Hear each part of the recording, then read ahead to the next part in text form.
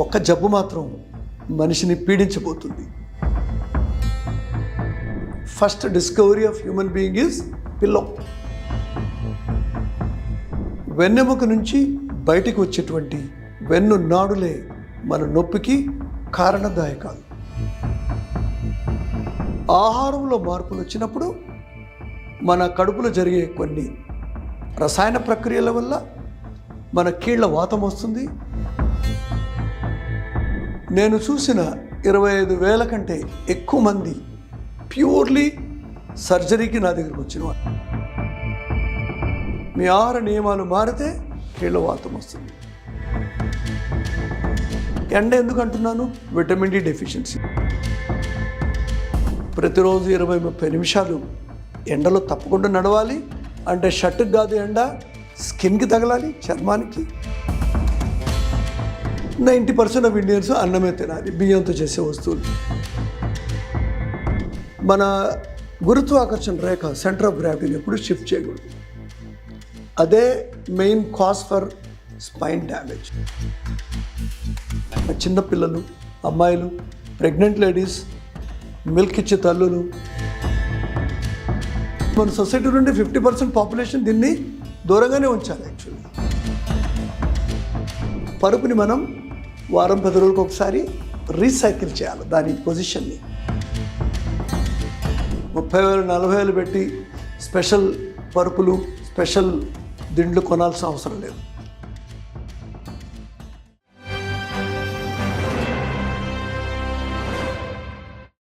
కొంతకాలానికి క్యాన్సర్ని మనం జయించవచ్చు. బీపీ, షుగర్ని కూడా మనం జయించేస్తాం. అన్ని డిసీజెస్కి ఏదో ఒక మందులు వచ్చేస్తాయి. ఎందుకంటే రీసెర్చ్ చాలా వేగంగా ముందుకు పోతుంది. కానీ ఒక్క జబ్బు మాత్రం మనిషిని పీడించబోతుంది. అది నొప్పి. శరీరంలో ఏ నొప్పి అయినా సరే అది వెన్నుపాము నుంచే రావాల్సిందే. ఫర్ ఎగ్జాంపుల్, మీకు చేతులు, వీపు, మెడ, తల వీటికి సంబంధించిన నొప్పులన్నీ కూడా సర్వైకల్ స్పైన్ నుంచి వచ్చే నరాల నుంచే వస్తుంది. అదేవిధంగా మనము నడుము, తొడలు, పెరుదలు, పాదాలు వీటన్నిటి నొప్పులన్నీ కూడా మనకు కింది భాగంలో ఉన్న వెన్నెముక, వెన్నుపాము నుంచే వస్తాయి. అంటే బేసికలీ వెన్నెముక నుంచి బయటికి వచ్చేటువంటి వెన్ను నాడులే మన నొప్పికి కారణదాయకాలు.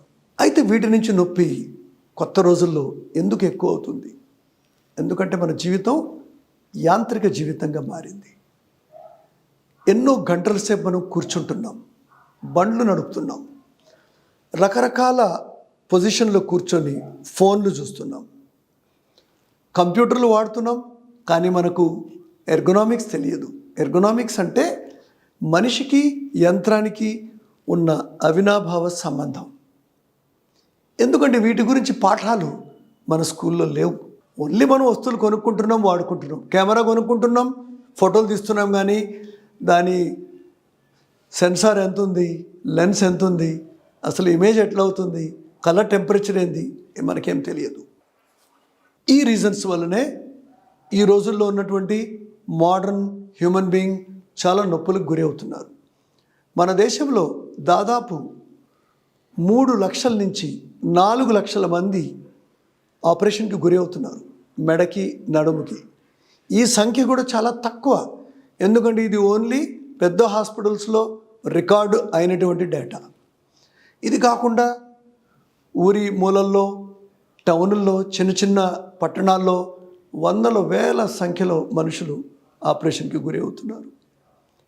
అయితే ఈరోజు ఈ వెన్నెముకకి సంబంధించిన నొప్పి గురించి నేనెందుకు మాట్లాడుతున్నానంటే, ఇప్పటి వరకు 25,000 కంటే ఎక్కువ మందిని నేను ఆపరేషన్ నుంచి కాపాడగలిగాను. సో ఈ ప్రాసెస్లో కొన్ని విషయాలు అర్థమయ్యాయి కాబట్టి నేను ఈరోజు మీకు చెప్పదలుచుకుంటున్నాను. ఫస్ట్ మనం వెన్నెముక ఎందుకు ఇటువంటి షేప్కి వచ్చింది? మనము ఎవల్యూషన్ చూస్తే మన ముందు 4 కాళ్ళ మీద నడిచేవాళ్ళం. ఇప్పుడు కూడా యానిమల్స్ ఉన్నాయి కదా 4 కాళ్ళ మీద. కానీ మనం ఒకరోజు 4 కాళ్ళ నుంచి 2 కాళ్ళ మనిషిగా మారిపోయాం. అందుకని మన పులికి పంజాలాగా ఉండేటువంటి ముందు చేతులు మనిషికి చాలా వీక్గా మారిపోయాయి. పులి పంజా చాలా పెద్దది, 400 పౌండ్ల కంటే ఎక్కువ శక్తిని కలిగి ఉంటుంది. మన చేతులు వీక్ అయిపోయాయి, ఎందుకంటే దీని మీద మనం నడవటం లేదు. కానీ మన కాళ్ళు దృఢంగా తయారయ్యాయి, మన తొడ కండరాలు పెద్దవిగా మారిపోయాయి. అంటే పరిణామ క్రమంలో మన శరీరంలో ఎన్నో మార్పులు వచ్చాయి. వీటిలో ముఖ్యమైన మార్పు వెన్నెముకకు కూడా వచ్చింది. ఇది నిటారుగా ఉండాలి.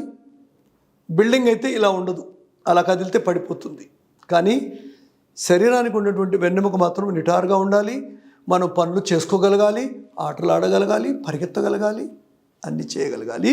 కానీ నొప్పి రాకూడదు. అంటే ఇది గొప్ప ఛాలెంజే. అయితే ఇప్పుడు మీకు దీనికి ముఖ్యమైన కారణాలు 3. ఒకటేమో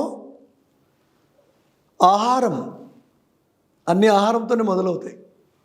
పాత రోజుల్లో సామెత ఉంది, తిండి సరిగా లేకపోతే కీళ్లవాతం వస్తుంది అనేవాళ్ళు. కీళ్లవాతం అంటే మన ముఖ్యమైన జాయింట్స్ అన్నీ కూడా స్టిఫ్ అయిపోతాయి అన్నమాట. వాతం అంటేనే స్టిఫ్నెస్. ఫ్రీగా కదిలే షోల్డరు స్టిఫ్గా కదులుతుంది, అంటే భుజానికి కీళ్లవాతం వచ్చినట్లే. But this is not rheumatoid arthritis, అది వేరే డిసీజ్. అది ఆహారంలో మార్పులు వచ్చినప్పుడు మన కడుపులో జరిగే కొన్ని రసాయన ప్రక్రియల వల్ల మన కీళ్ళ వాతం వస్తుంది. ఈ కీళ్ళు ఏం చేస్తాయి, ఇది మనకు వెన్నెముక మూమెంట్స్ అన్నిటి కూడా కదిలిస్తాయి. ఫర్ ఎగ్జాంపుల్, మీ కార్కి వీల్ అలైన్మెంట్, వీల్ బ్యాలెన్సింగ్ లేకపోతే బండి పక్కకి లాగేస్తుంది. ఈ ప్రక్రియని నేను వాడి ఎంతోమందిని ఆపరేషన్ నుంచి కాపాడగలిగాను. అంటే నేను కాపాడలేదు, వాళ్ళందరూ మాట విని అర్థం చేసుకొని కొన్నిటిని ఫాలో చేశారు కాబట్టే వాళ్ళు కాపాడుకోగలిగారు. అయితే వీటిలో ఉండేటువంటి కొన్ని విషయాలు క్లుప్తంగా నేను ఇప్పుడు మీకు చెప్తాను. ఓకే, మన వెన్నెముక ఎలా ఉంటుంది?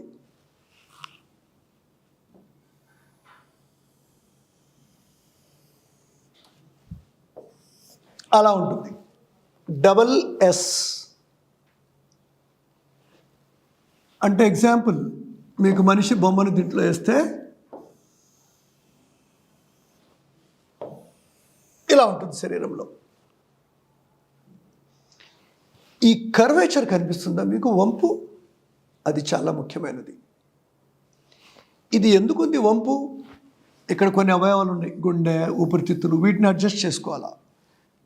తర్వాత కడుపు, ఇక్కడ మెడలో నరాలు ఉన్నాయి, ఇక్కడ మళ్ళా మీ మూత్రాశయము. అంటే శరీరంలో కొన్ని పార్ట్స్ని అకామిడేట్ చేయడానికి మన స్పైన్ కొన్ని వంపులు తీసుకుంది.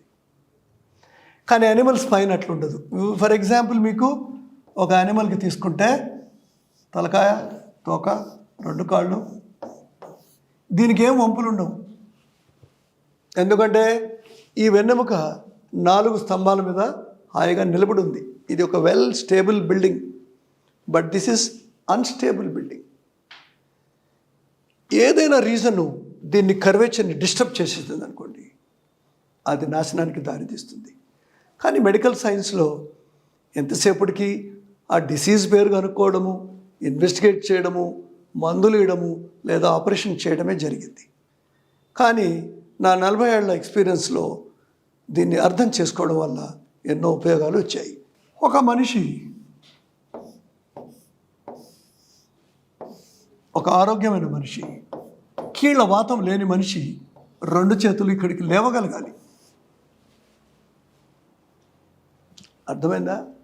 అంటే ఈ చెయ్యి అలా లేచినా కూడా మీ గురుత్వాకర్షణ రేఖ, సెంటర్ ఆఫ్ గ్రావిటీ, తెలుగులో దీని పేరు గరిమనాభి. చాలామంది మర్చిపోయి ఉంటారు. బిల్డింగ్ కట్టేవాళ్ళు దీన్ని గుండు దారం అంటాం. అంటే ఒక బిల్డింగ్ పిల్లర్ అయినా మనిషి అయినా రూల్స్ ఆఫ్ స్టెబిలిటీని ఫాలో చేయాలి. ఒక బిల్డింగ్ పడకూడదంటే వాళ్ళ సెంటర్ ఆఫ్ గ్రావిటీ లైను బేస్మెంట్లోకి వెళ్ళాలి. ఈ బిల్డింగు పాత బిల్డింగ్లు చూడండి, మా ఆర్మీ ఏరియాలో బ్రిటిషర్స్ కట్టించిన బిల్డింగ్స్ ఇప్పటివరకు కూడా బాగున్నాయి, కానీ కొత్త బిల్డింగ్స్ పడిపోతున్నాయి. ఎందుకంటే మనం చేసేటువంటి వర్క్లో ఈయనకి ఎప్పటికీ నడుము నొప్పి రాదు. ఎందుకంటే మెడ బ్రహ్మాండంగా ఉంది, నడుము బ్రహ్మాండంగా ఉంది, వీటిలో ఏమి కదలికలు లేదు. ఈయన బ్యాడ్మింటన్ ఆడవచ్చు, బౌలింగ్ చేయొచ్చు, యోగా చేయొచ్చు, బాడీ బిల్డింగ్ వెయిట్ ఎత్తచ్చు. నా సీక్రెట్స్ అన్ని చెప్తున్నా మీకు. యాక్చువల్లీ ఈయన ఏమైనా చేయొచ్చు, ఈయనకి ఎప్పుడు కూడా నొప్పి అనేదే రాదు. అయితే ఎవరికి వస్తుంది నొప్పి, ఎందుకు వస్తుంది? ఫర్ ఎగ్జాంపుల్, మీ తిండి, ఎండ, తర్వాత ఏదన్నా వీటితో కూడిన జబ్బులు ఏమైనా ఉన్నాయంటే వీళ్ళకి కీళ్ళ వాతం వస్తుంది.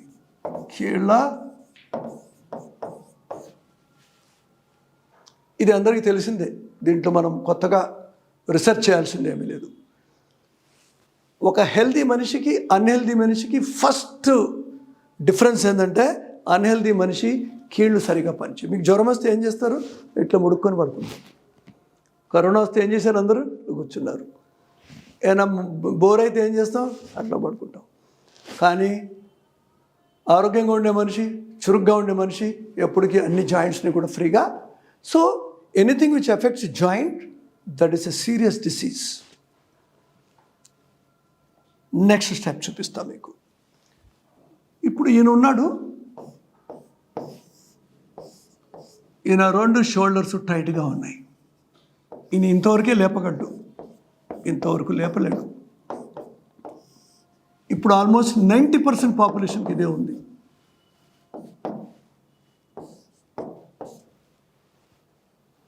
మోకాళ్ళు కూడా కొంచెం టైట్గా ఉంటాయి. ఇదే కీళ్ళవాతం అంటే. ఈ మనిషి ఇప్పుడు వెళ్ళి బ్యాడ్మింటన్ ఆడదాం అనుకున్నాడు. విజయవాడ అనుకుందాం, విజయవాడలో బాగా బ్యాడ్మింటన్ పిచ్చి ఎక్కువ.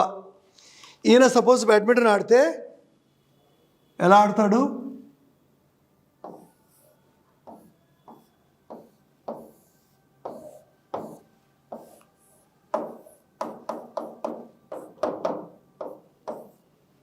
ఇలా ఆడతాడు.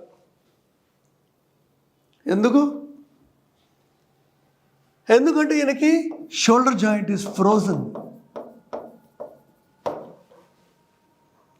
ఈయన బ్యాడ్మింటన్ ఆడడానికి చెయ్యి ఈ విధంగా లేపాలి అంటే చెయ్యి లేవదు.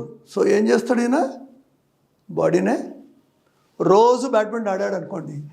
యాక్చువల్లీ మన రూల్స్ ఆఫ్ స్టెబిలిటీ ప్రకారము ఒక మనిషి ఈ చెయ్యి లేవనప్పుడు, బాడీ బెండ్ అయినప్పుడు ఏమవుతుంది?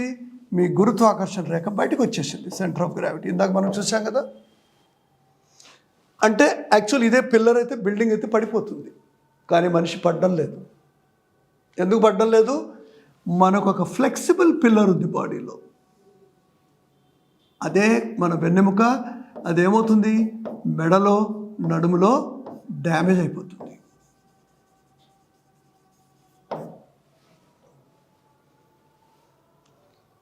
ఇంత థియరీ ఉంది ఒక నడుము నొప్పి కానీ మెడ నొప్పి కానీ రావడానికి. కానీ దీన్ని ఎక్స్ప్లెయిన్ చేయకపోతే, దీన్ని అర్థం చేసుకోకపోతే ఈ మనిషి ఏం చేస్తాడు? మెడ నొప్పికి బిళ్ళలు తింటాడు, నడుము నొప్పికి బిళ్ళలు తింటాడు. ఇప్పుడు ఈయనకి ఏమేమి కావచ్చు? ఫస్ట్ కళ్ళు తిరుగుతాయి, వాటిగో. ఎందుకు? హెడ్ ఇట్లా ఉంది, కళ్ళు ఇట్లా చూస్తున్నాయి భూమిని, బాడీ రావడానికి ట్రై చేస్తూ ఉంటుంది. సో కళ్ళు, లేడీస్ అందరి కళ్ళు తిరుగుతాయి. మెడ నొప్పి వస్తుంది, చేతిలో తిమ్మిర్లు వస్తాయి, షోల్డర్ పెయిన్ అందరికీ ఉంటుంది, మీకు కూడా ఉంటుంది. తర్వాత నడువు నొప్పి వస్తుంది, మోకాళ్ళు శబ్దాలు ఇస్తాయి, పిక్కలు పట్టేస్తాయి, కాలివేళ్ళు వంకరపోతాయి. కంటిన్యూస్గా ఏదో ఒక నొప్పి ఉంటూనే ఉంటుంది. కానీ దేనివల్ల జరిగింది? జబ్బలో జబ్బు. అంటే జాయింట్స్ స్టిఫ్ అవడం వల్ల, ఒక రకమైన కీళ్ళవాతం వల్ల. కీళ్ళవాతం దేనివల్ల వచ్చింది? Life style factors.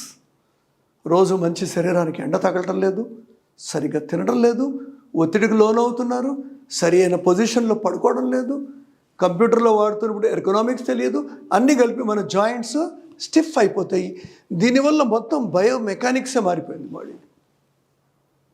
It's very very వీళ్ళే ఆపరేషన్కి వచ్చేది సర్జరీ.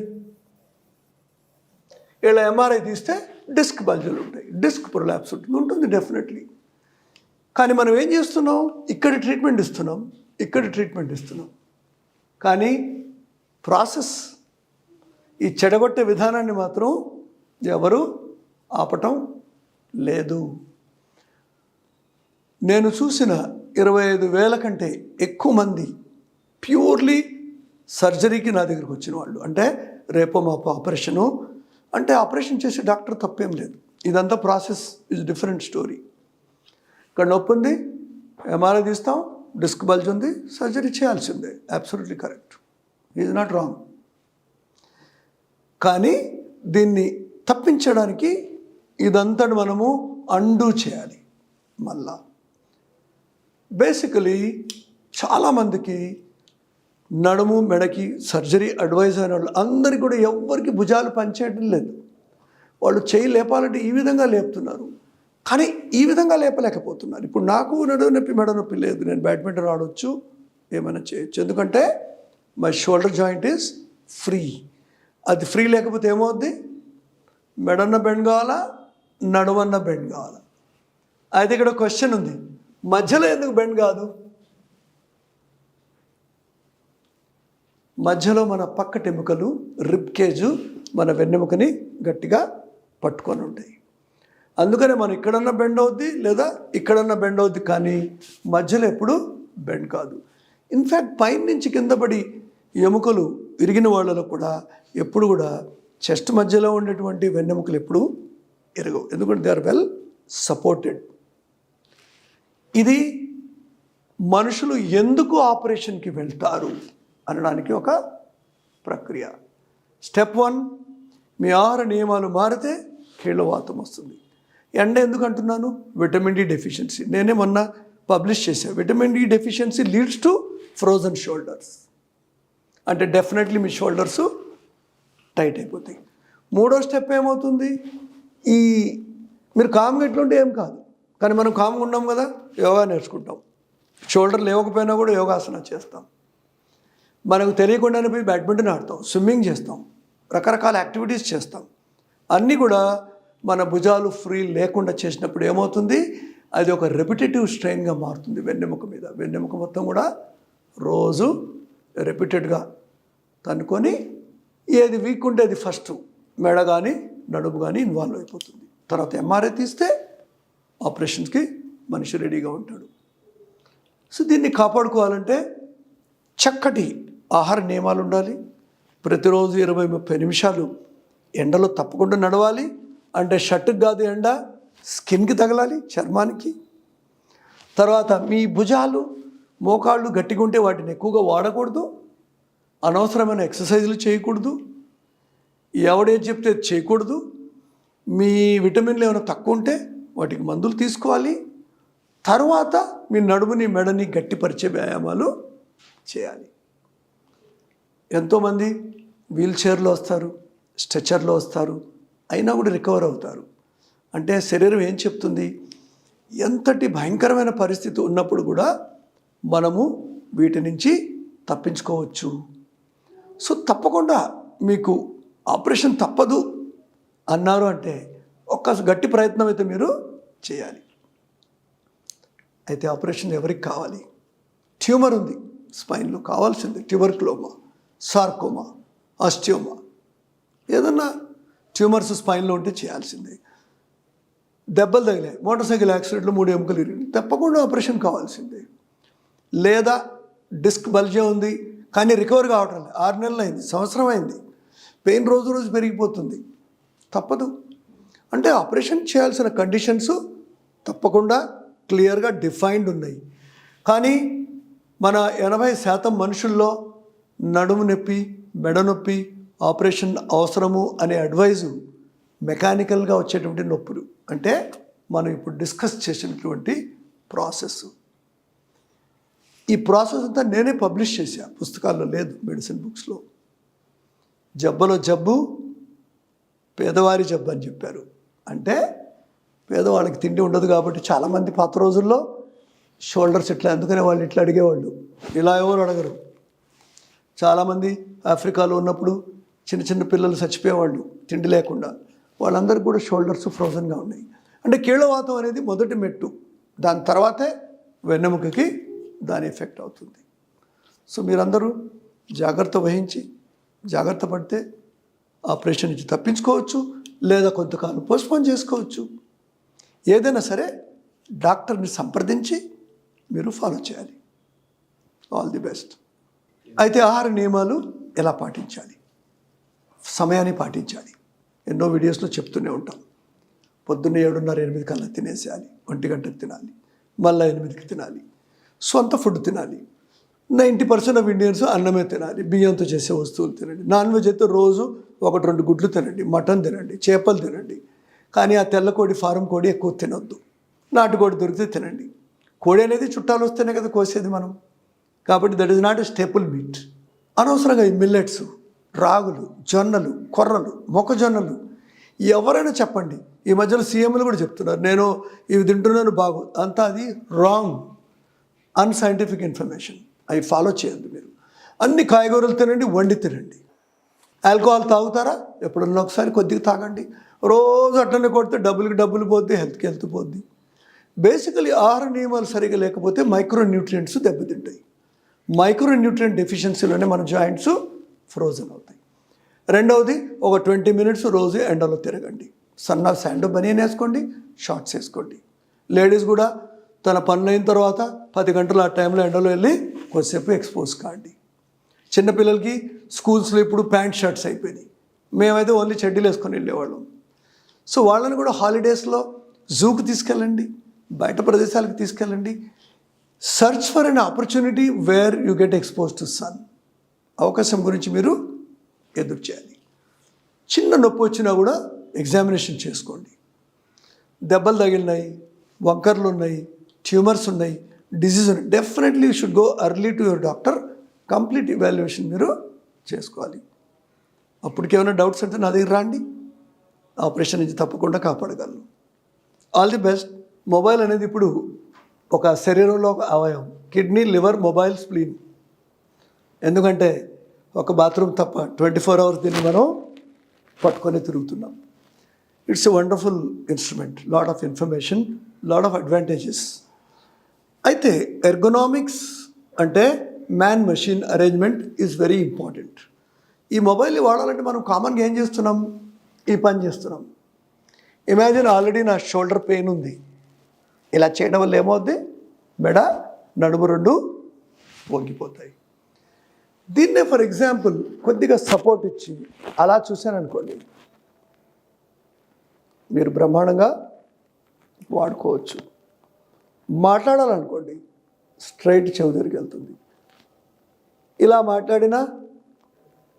మాట్లాడవచ్చు మీరు, కానీ ఇలా మాట్లాడాల్సిన అవసరం లేదు, ఇలా చూడాల్సిన అవసరం లేదు. ఇదేం చేస్తుంది? మీకు ఫార్వర్డ్ హెడ్ పోస్చర్కి రిలీజ్ చేస్తుంది. మీ బాడీ వెయిట్ అంతా కూడా సెంటర్ ఆఫ్ గ్రావిటీ ముందుకి షిఫ్ట్ అయిపోతుంది. సో దీన్ని మీరు చూడాలంటే ఏం చేయాలా? సపోర్ట్ ఇవ్వాలా.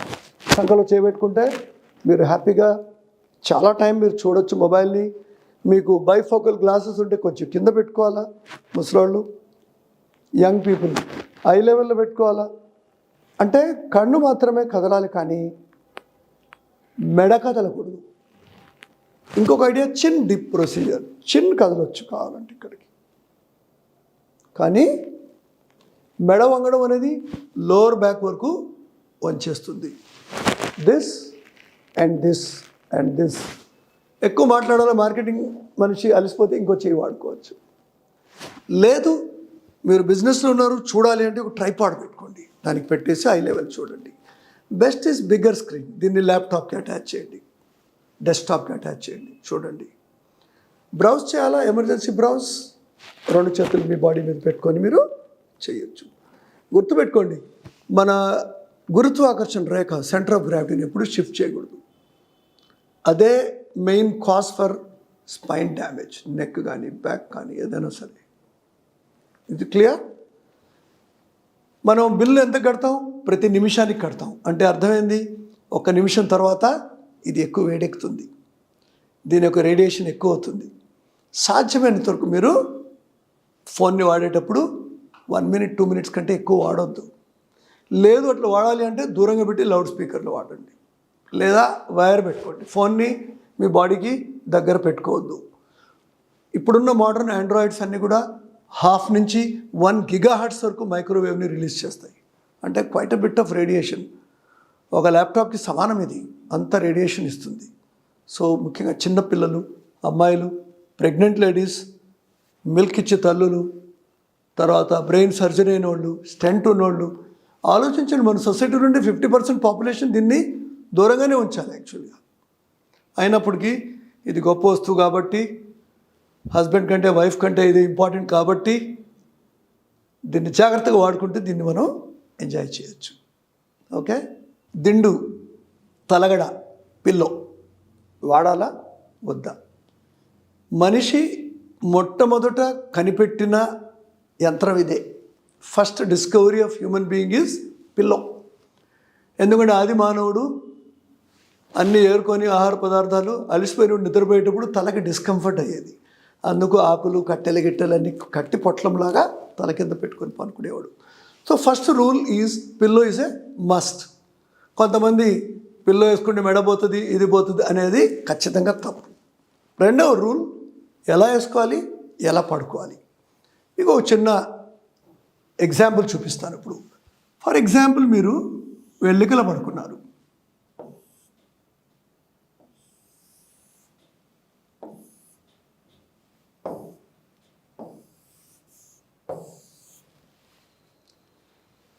వెల్లికలు పడుకున్నప్పుడు మన మెడ గ్యాప్ ఎంత ఉంది?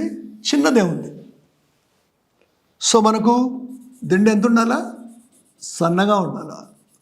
ఫర్ ఎగ్జాంపుల్, నేను ఇక్కడ పడుకుంటే నా కింద గ్యాప్ ఎంత ఉందో ఎంత ఉండాలా.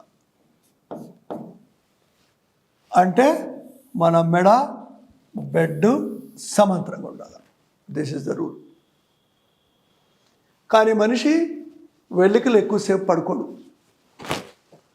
చాలా స్టడీ చేస్తే మనుషులకి ఏం తెలిసిందంటే, దాదాపు 85%, 90% వరకు కూడా మనం పక్కకే పడుకుంటాం. అదే బాడీకి కంఫర్ట్. పక్కకు పడుకున్నప్పుడు మనం ఎలా పడుకోవాలా? ఫర్ ఎగ్జాంపుల్, ఈ బొమ్మ చూడండి, పక్కకు పడుకున్నాం అంటే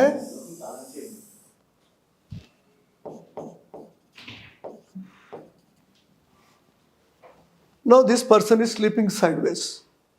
ఇప్పుడు ఈ భుజం సైజు మనందరిది వేరే వేరే సైజు, ఒక్కొక్కరిది ఒక్కొక్క భుజం సైజు ఉంది.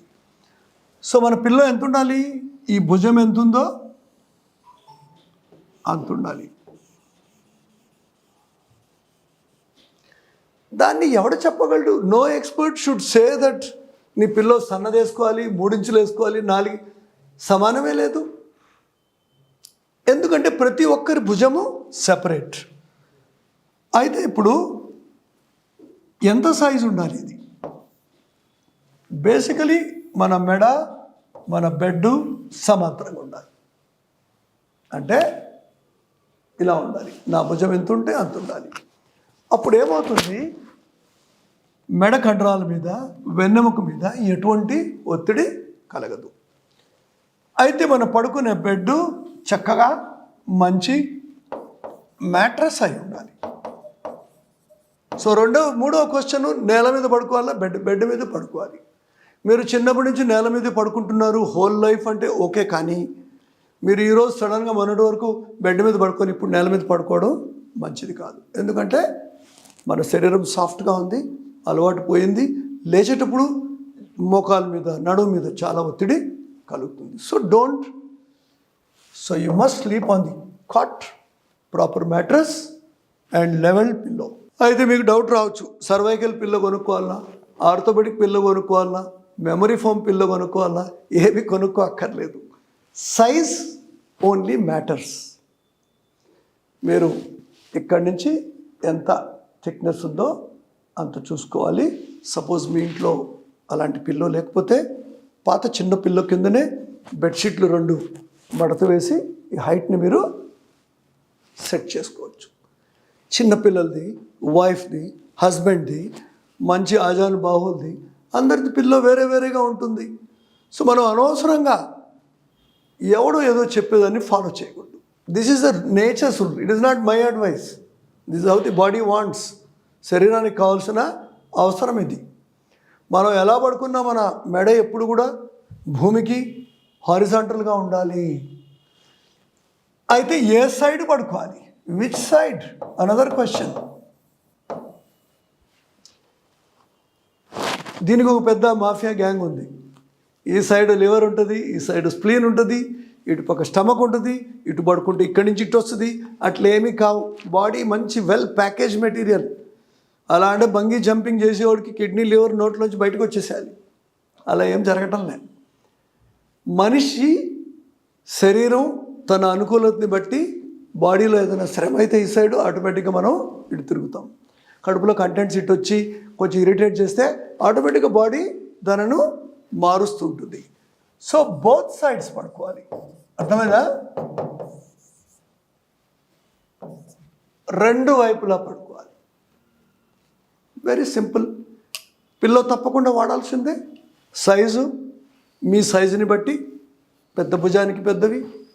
అలానే రెండు పిల్లోలు పెట్టుకుంటే ఏమవుతుందంటే ఒక్కోసారి నైట్లో మీరు ఒక పిల్లో జరిగిపోవచ్చు, మళ్ళా చేయి పెట్టుకునే ప్రమాదం ఉంది. అసలు పిల్లో పెట్టుకోకపోతే ఏమవుతుందంటే మనం చేయి పెట్టుకోవాల్సి వస్తుంది. చేయి పెట్టుకుంటే భుజము మెడ రెండు కూడా నలిగి పొద్దున్నే కళ్ళు తిరగడం, చేయి తిమ్మిరెక్కడం, నొప్పి రావడం ఇవన్నీ అవుతాయి. Spondylosis, disc prolapse, disc disease ఏమి జబ్బులున్నా కూడా pillow is a must. Pillow కూడా ఒక లైఫ్ ఉంటుంది. 1 సంవత్సరం అయిపోయింది అనుకోండి, పిల్లో మెత్తబడిపోతుంది. దాన్ని రిపేర్ అన్నా చేయాలా, మార్చుకోవాలా, లేదా ప్యాక్ అన్నా చేయాలా. సో అది జీవితాంతం ఉండదు ఒకటే పిల్లో. పరుపు